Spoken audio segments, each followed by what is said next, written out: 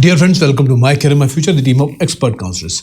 देखिए, आज जो सुप्रीम कोर्ट में हुआ 22 तारीख को, 22 जुलाई को, सो उसको मैं आपको एक स्टोरी की तरह समझा देता हूँ। सो जो पिटिशनर ने सबसे पहले जो बात की शुरू की, तो पिटिशनर ने सबसे पहले मुद्दा उठाया सिस्टम फेलियर को लेकर कि जो एनटीए ने जो ये नीट का एग्जाम कंडक्ट करवाया, इसमें बहुत तरीके से सिस्टम फेलियर था। कई जगह पर सीसीटीवी कैमराज नहीं थे। और दूसरे जो मेजर 2 पॉइंट्स उठाए उन्होंने, उनका ये कहना था कि जब जो एग्जामिनेशन के जो सेंटर हेड्स हैं बैंक से पेपर कलेक्ट कर लेते हैं, और बैंक से पेपर कलेक्ट करके जब वो सुबह कलेक्ट कर लेते हैं और एग्ज़ाम होने तक, शुरू होने तक उनके पास पेपर पड़ा रहता है, वो एक प्राइवेट बॉडीज़ है, तो यहाँ पर पेपर लीक होने की पॉसिबिलिटी हमेशा बनी रहती है। एक दूसरा, जब आपका एग्ज़ाम नीट का ख़त्म हो जाता है, उसके बाद ये टाइम कहीं पर भी डिफाइंड नहीं है स्टैंडर्ड ऑपरेटिंग प्रोसीजर्स के अंदर कि पेपर सील शुरू कितने बजे होगा, मतलब आंसर शीट कितने बजे सील होनी शुरू होंगी। हाँ, ये टाइम तो जरूर मेंशन है कि 8:30 बजे तक पेपर जो है वो नोडल सेंटर में जमा हो जाना चाहिए।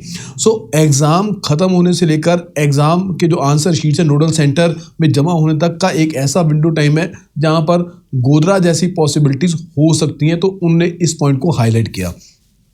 चीफ जस्टिस ने बार बार उनको पुश किया कि आप डाटा रिलेटेड बातों के ऊपर आएँ, कि डाटा रिलेटेड जो कमी आपको नज़र आती है, जो डाटा रिलीज़ हुआ है उसके ऊपर आपने जो आपने इंक्वायरीज़ की हैं, आपने एनालिसिस किया, उसको आप बताएं।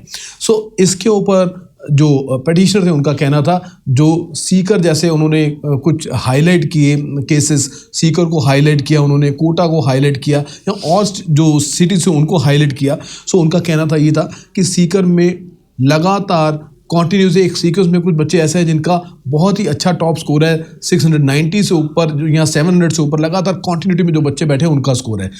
इसके ऊपर सॉलिसिटर जनरल ने जवाब दिया कि जब क्वेश्चन पेपर डिस्ट्रीब्यूट होता है, सो उसमें जो बच्चा आगे बैठा होता है, जो पीछे होता है या लेफ्ट राइट में होता है, उनके पास जनरली जो है वो different set of question papers आते हैं। तो ऐसे में जो चीटिंग की जो पॉसिबिलिटीज़ हैं वो इस तरह से चीटिंग की पॉसिबिलिटी नहीं होती।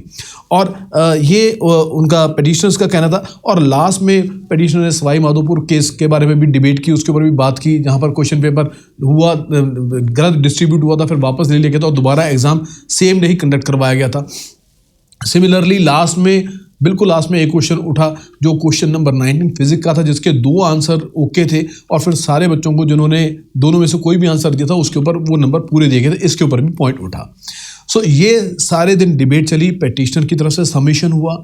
इसके बाद साथ के साथ सॉलिसिटर जनरल ने भी अपने बीच बीच में जवाब दिए, और उसके बाद मोस्ट इंपॉर्टेंट जो सीजीए साहब हमारे थे यहाँ, जो हमारे बेंच थी, सो बेंच ने भी अपने के व्यूज़ एक्सप्रेस किए। चीफ जस्टिस साहब का कहना था कि जो पेपर लीक के ऊपर उन्होंने बार बार जो एम्फेसाइज किया कि चाहे पेपर 3 तारीख को लीक हुआ हो, ये उन्होंने पूछा उनसे कि चाहे पेपर 3 तारीख को लीक हुआ हो या 4 को या 5 को लीक हुआ हो, उन्होंने ये क्वेश्चन पिटिशनर से पूछा कि क्या एरिया अभी तक वही हज़ारीबाग और पटना ही चल रहा है, इसके ज़्यादा कुछ निकल कर आ रहा है कि नहीं, ये उन्होंने पूछा उनसे। सो जिसके जवाब में उन्होंने सीकर वगैरह का एग्जाम्पल दिया था। अच्छा, इसके बाद उन्होंने ये भी एडवाइस किया, जब वो सारे लूप होल्स के बारे में सुन रहे थे पिटिशनर से, कि एनटीए को, ये तो दैट्स फॉर श्योर कि एनटीए को अपना जो प्रोसीजर है एग्जाम कंडक्ट करवाने का, इसको और टाइटन करना चाहिए। और एक्सप्रेस किया उन्होंने अपने व्यूज़ सीकर के ऊपर पर्टिकुलरली, कि कई बार ऐसे बहुत सारे सेंटर्स होते हैं जिनके ऊपर ये आरोप लगते रहता है कि इनके यहाँ के बच्चों की जो पेपर है वो लीनियरली मार्क हुए, इसलिए नंबर ज़्यादा आ गए, और किस रीज़न से वहाँ पर नंबर ज़्यादा आ गए।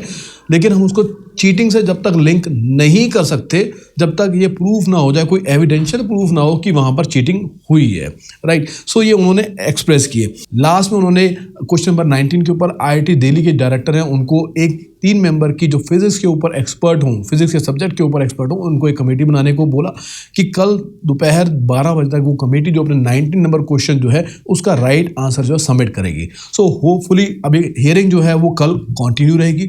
होपफुली कल जब इसके ऊपर बात होगी तो एनटीए अपना पक्ष रखेगा, और बाद में उम्मीद है कि सुप्रीम कोर्ट इसके ऊपर अपना एक डिसीजन अवॉर्ड कल कर देगा। सो जुड़े रहिए, कल आपको अपडेट करेंगे, कल फाइनल अपडेशन क्या रहेगा इसके ऊपर मोस्ट लाइकली कल डिसीजन आ जाना चाहिए। चैनल से जुड़े रहिए, चैनल को सब्सक्राइब भी कीजिएगा, बेल आइकन को प्रेस कीजिएगा ताकि आने वाले हर वीडियो का नोटिफिकेशन आप तक पहुंच जाए। Thank you very much for watching this video. Stay connected.